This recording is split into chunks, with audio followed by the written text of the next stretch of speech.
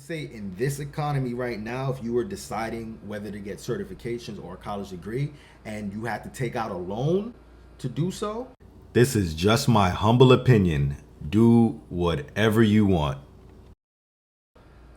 I would say go the certification track. Certifications or college degrees. Network Chuck did a video some 4 or 5 years ago talking about this topic, but instead he was talking more so about the CCNA versus college degrees. I wanted to give my perspective on it as someone that has 2 college degrees and 3 IT certifications. I have a bachelor's degree in psychology, an associate's degree in engineering science. I have the CompTIA ITF Plus certification, the CompTIA A Plus certification, and the CCNA. My perspective is going to be informed by the fact that I have 2 college degrees, and it might not be in the way that you expect. I guess I'll just start with the pros and cons of each. The pros and cons of having certifications, the pros and cons of having degrees, and the pros and cons of having both. Having credentials of some sort is very important. I have friends that look down on credentials for some reason. I have some friends that are indifferent about credentials. And then there's me, who highly respect and is a huge proponent of credentials. Credentials represent discipline, it represents structure, it also represents a certain level of, I guess, status, if you will. And that status is based on what you are willing to sacrifice, and again, the discipline and the structure that you had to place yourself under, the pressure you had to place yourself under in order to receive those credentials. Just because you have credentials doesn't necessarily mean that you are an expert on the subject. It doesn't mean that you even know what you're talking about at all, to be honest. And a lot of people with credentials suffer from imposter syndrome. Credentials are very much important, at least in my eyes. The pros of certifications is that they stay relevant over time.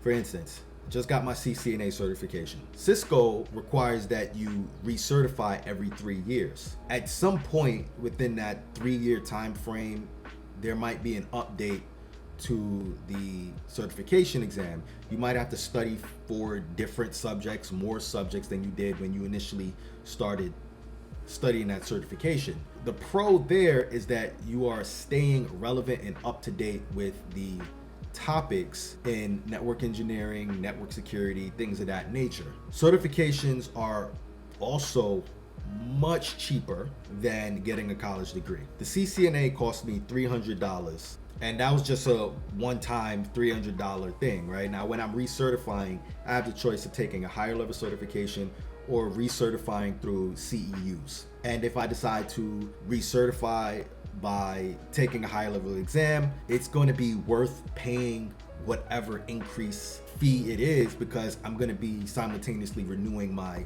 CCNA and getting a advanced or higher level certification. I don't know what the higher level certificate, let's say the CCNP costs maybe $400. I'm not sure how much it costs.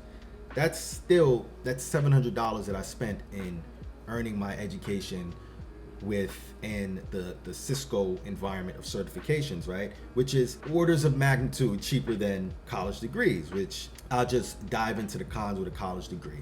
College degree, you're spending anywhere between $5,000 to maybe, I don't know, depending if you're going to an Ivy League school, maybe $40,000 a year, maybe even more than that. You're putting yourself in debt. Of course, you're gonna get scholarships, and you're gonna get, maybe you get a free ride, maybe you're an athlete or what have you, but we know that student loan debt thing is a problem. I have student loan debt. It's not a massive amount, it's a good amount, but not a massive amount.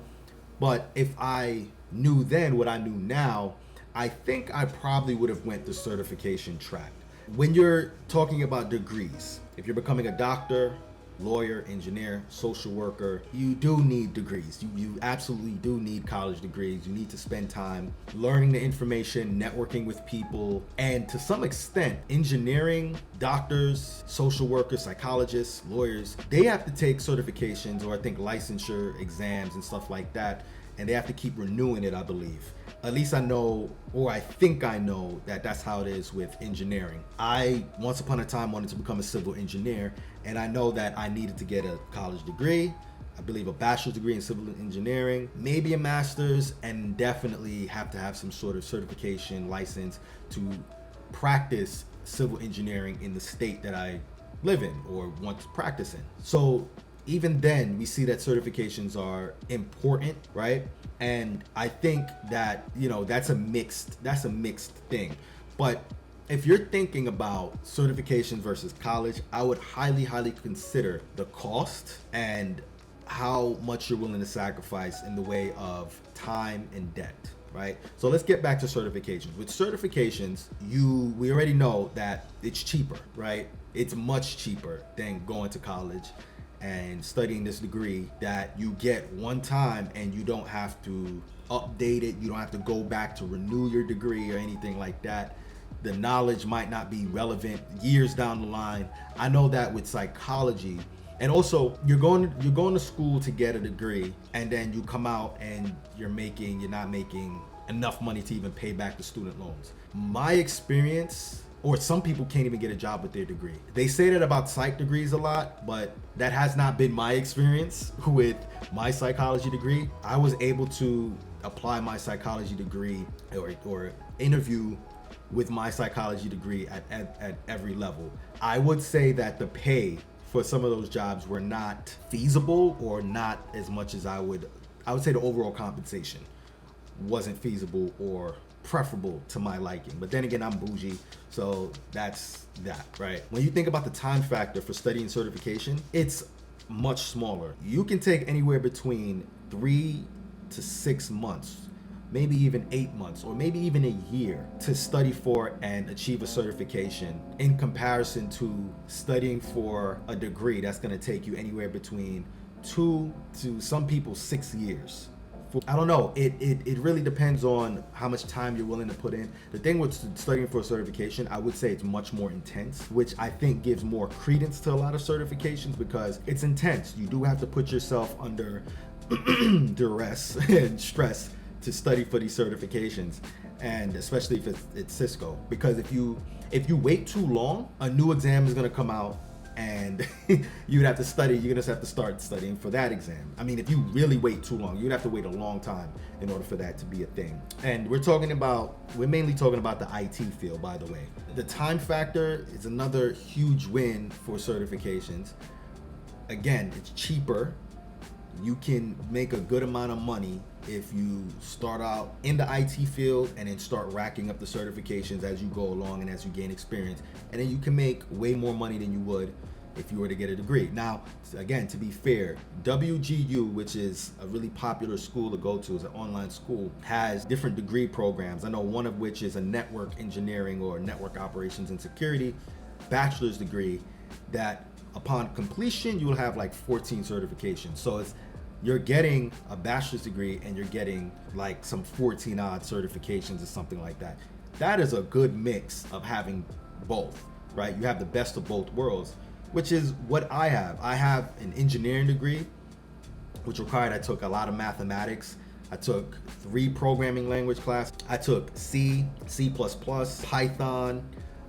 Don't ask me if I remember any of that stuff, but it gave me a great level of exposure to engineering topics, and it really shaped the way that my mind works as an adult, right? Very logical thinking and everything. And then I went and I got a psychology degree. I learned a lot about emotional intelligence. I learned a lot about soft skills.